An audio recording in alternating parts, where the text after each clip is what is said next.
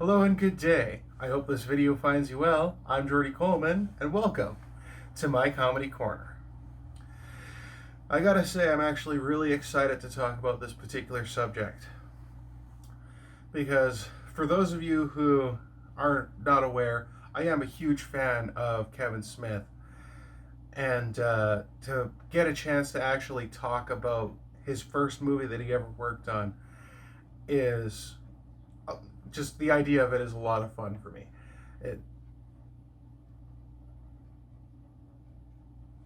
Not that movie? Okay. So for some reason, we're talking about Clerks 2, which is weird to talk about the sequel to a movie before talking about the actual, not that movie either. So, like the comic books? The cartoon?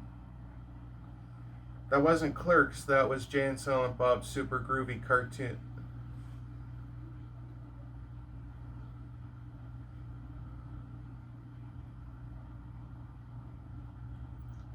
Apparently, there was a sitcom animated version of Clerks. All joking aside, I actually really enjoyed Clerks the animated series. For those of you who are unaware, Clerks the animated series was an animated TV show that was brought onto ABC, did absolutely horrible, got canceled after its second episode, and now the only place to watch it is either on DVD or VHS, if you still happen to have a VCR kicking around. Truth be told, the reason why I love this so much is because it was the first time I ever got a chance to share anything Kevin Smith related with my niece and nephew. And also, truth be told, I found out about it in a very Clerks way. It's right around the early 2000s. I took a walk down to the local video rental shop, scanned around the shelves, trying to figure out exactly what it was that I wanted to take a look at. I stumbled across Clerks. And even though it said the animated series, I thought maybe it was an animated version of Clerks, like the movie, not a TV show. I had no idea that there was even a TV show. Apparently there was. Took it home, popped it in my DVD player, and found it was exactly as advertised. It was a Clerks TV show. Now, I will admit, I had seen Clerks X at the time. And in Clerks X, for those of you who haven't seen that particular piece of Clerks history, there's a scene in Clerks that was never filmed. It's the funeral scene, even though it was supposed to be in the movie. Even though it was never filmed, there's still kind of the aftermath shown of the scene. So for the 10th anniversary of Clerks, they decided that they were going to animate it and put it in the movie. Now, I had seen this before. I had not listened to the commentary on it, so I thought maybe they had just expanded that for the entire movie. I was wrong. And it's good.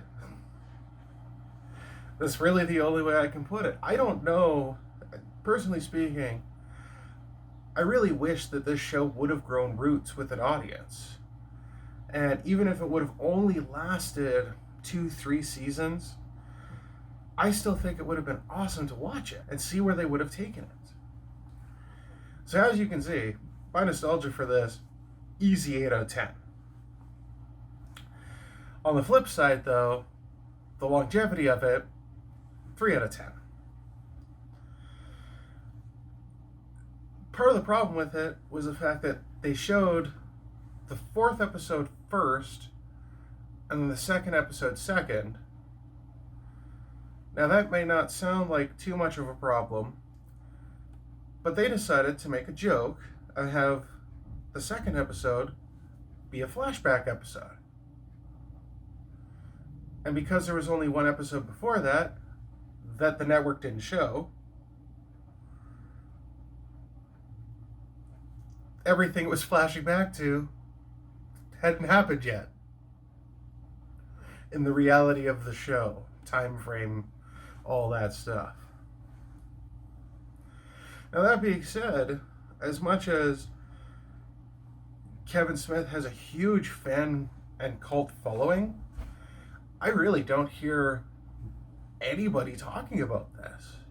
So 3 out of 10 on the fan base.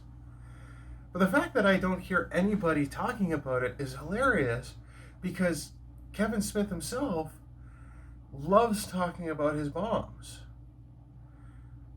I've heard him so many times talk about Jersey Girl. He's definitely made a ton of references to Tusk. And even in Jay and Silent Bob Reboot, he makes a reference to Cop Out. But yet, I never see any reference to the animated series. And truth be told, if there was going to be a place where he was going to make a reference to the animated series, Clerks 2 would have been the perfect time for it. Now, of course, it's pretty clear I enjoyed this. 6 out of 10 easy. And I will give it an 8 out of 10 for relatability, simply because really, if you've had any type of job where you have to deal with the public in any sense, you understand the characters as soon as you go in. Because even if you're not like the characters in the show, chances are you have met somebody just like some of the characters in the show. And if you doubt that, we've all had a job where we've seen somebody and looked at them and gone, "You still work here? How do you still have a job?" Now, does this series still hold up? Of course it does. It's about 2 guys who work in a convenience store. That's still something that happens now. So an easy 7 out of 10 on that. And, of course, it still has that very patented Kevin Smith intelligence behind it. Now, he may not be the smartest guy in the world, but he definitely has a way with words. So an easy 6 out of 10 for that. The timing on the jokes, 7 out of 10. The only reason why it's not scored higher is because there are 2 running jokes in the thing that actually get to that point where it's too much, and then it comes back around full circle to being funny again. That lull in between is the only reason why it scores a little lower. And last but certainly not least, the chemistry of the characters. Now, let's be clear. They literally got everybody to voice their characters again. Dante, Randall, Jay, Silent Bob. Yes, Silent Bob does speak in this. And it's really enjoyable because they had chemistry in the first movie. And that chemistry has moved forward into the animated series and continues to move forward into Clerks 2.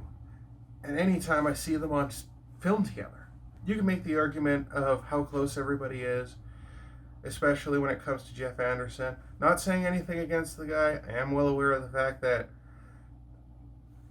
different things have happened. Not saying that there's anything negative behind the scenes going on, but I have seen him in a couple interviews where he wasn't particularly happy with some of the things that happened. Fair enough. But you do really get the sense that all these characters have at least some level of camaraderie with each other. And then you go into the new characters that they brought in, and that makes it another level. But for my money, the person who does the best job in the series is Charles Barkley. Yes, like legitimately Charles Barkley. He does a cameo of himself in a couple of episodes, and I'm not going to give away what happens in it, but just that little bit alone, worth checking out. Now, that being said, if you're hesitating on whether or not you should check this out, I definitely recommend it. It doesn't have the blue humor that Kevin Smith movies are most known for, but it definitely still has Kevin Smith's style of comedy very heavily laced in it. So, if you're looking for a little bit of a new View Askew universe experience, pop yourself some popcorn, grab a beer or smoke a joint, and sit down, because at only 6 episodes, you can literally treat this like a film itself and just blaze through it. And who knows, you might end up putting it into that rotation of films that I watch every couple years, like I did. So thank you very much for watching. Do all the YouTube things. And until next time, take care and keep laughing.